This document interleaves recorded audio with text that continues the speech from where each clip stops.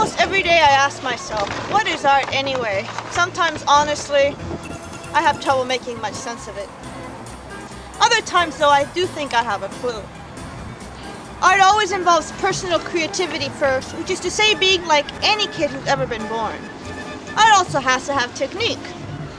Though, second, and this means both tools and training, considered together, numbers 1 and 2 suggest that every artist has to fight for her own vision while realizing that her ideas might mean much or not mean much outside of social formations and technology and so on. Third, therefore, art has to have something to say about humans in society, which means at least having the potential to connect in some way to 7 billion furry fuzzy Homo sapiens and how they all live together in nature. I didn't forget to mention that art should be beautiful. I left it out on purpose. Instead, I am pretty sure that the fourth requirement for art is that it have emotional impact. I might even call it spiritual force. That's congruent with, but not exactly the same as being beautiful. Keats. Truth is beauty, and beauty is truth. And that's all you need. It's just wrong. Mushrooms and mushroom clouds are also beautiful.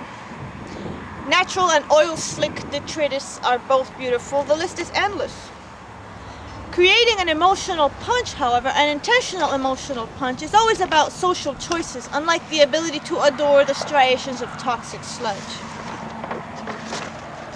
I also insist on going further than the fairly popular trope in MFA circles now, that art is nothing more than technique and design, and that any attempt to engage mythos and social purpose is a fatal misstep.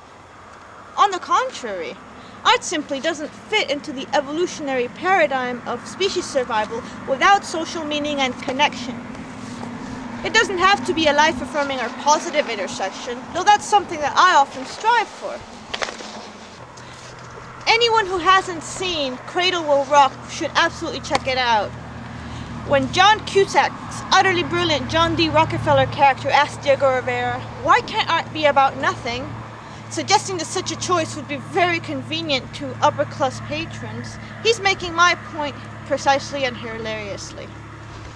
That doesn't mean that my art, or anybody else's, has to have some mechanistic social mandate inside of it. It can be intuitive, empirical, as in probably this or that, as well as being, for some artists, clearly thought out and articulated. My work is probably a mix of intuition and hope for results. To an extent, I have to point this out, I am the product of a naval family. From a culture wedded by history and geography to the sea. This is why Turner's work with his boats and seascapes just resonates so strongly with me. But the sea, to an extent anyhow, continues to pound away at the shore because the rivers that flow from landed highlands on every terrain of our lovely planet. I now live among these rivers, and every freshet, every cascade, even the tiniest occasional rivulet carries in its flow the wooded life that formerly built the ships upon which mankind has moved across the firmament and around the globe.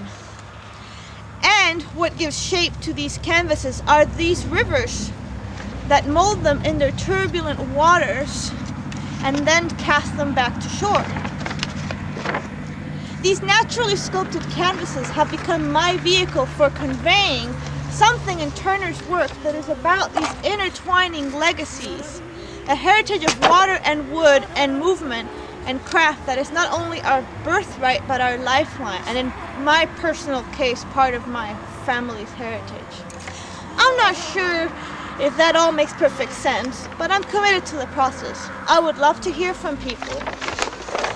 And anyone who helps me out will be contributing to bringing this vision of human possibility involving rivers and the sea and connections that we all have with each other and the earth to a more powerful fruition.